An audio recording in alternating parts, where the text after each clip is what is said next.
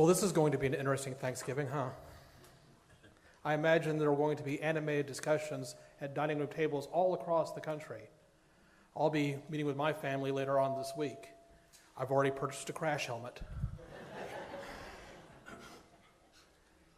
So on this, the feast, the Solemnity of Christ the King, we're dealing with a political theme. So I thought it'd be a terrific idea for me to share my own opinions about the elections for you today. Kidding. If I want to irritate Father Zach, I'll wait to a better occasion. But I do have a reflection, maybe to kind of guide us these next few days as we anticipate coming with our families, sometimes families and neighbors and workplaces which are divided. We are told two very, very important things about human beings in the book of Genesis, the story of their creation. We are told that we are created in God's image and likeness, and that we are called to exercise dominion over the earth. These are not two separate truths. They are two necessary, connected teachings. Indeed, you can say we were created in God's image and likeness precisely to represent his rule, so that we can, in fact, exercise dominion, kingship, in a way that represents God's will. These two things are absolutely essential. But what happens when sin damages our image? What happens when we no longer really reflect God? Then what happens to human rule?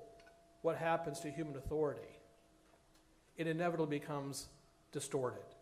It becomes abusive. It becomes oppressive. We forget that any authority, any power we have is always a matter of stewardship. It's a gift from God. It's responsibility from God. If we fail to remember that we represent God, then we only represent ourselves.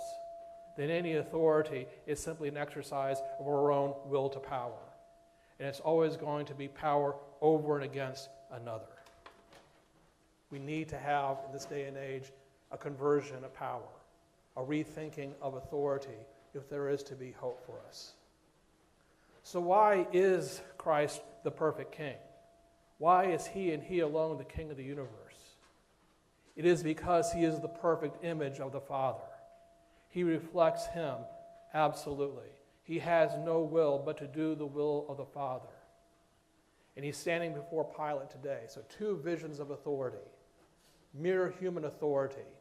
Mere human political power. And it becomes oppressive in the hands of Pilate. He thinks that his power comes from Caesar, whereas we know that all legitimate authority comes only from God. And those are really the two choices before us, and the only two choices in any election. Are we going to submit to the authority of God or to Caesar, whoever he may be? Are we going to claim our own authority in a legitimate manner? Now, most of us are never going to be called to high political office. We're not going to serve in the Congress or the White House. But we are given a more important task, as the book of Revelation reminds us. Jesus came to make us a kingdom of priests, but a royal priesthood. Through baptism, through the sacraments, our own image and likeness to God has been restored. That's a great gift, but that is a great responsibility.